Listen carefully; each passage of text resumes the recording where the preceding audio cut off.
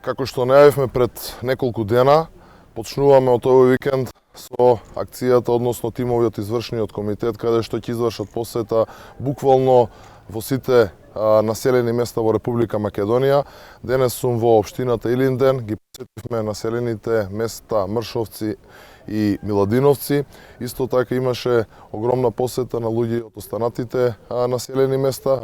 Разговаравме со жителите во овие две села, со граѓаните на општина Илинден, каде што тие ги потенцираат своите проблеми и она што можам да го кажаме дека се дефинитивно убедени да кажат стоп за Зоран Заев и СДСМ, да кажат стоп на оваа криминално-рекетарска банда која што буквално распродаде се што значеше нешто за граѓаните на Република Македонија.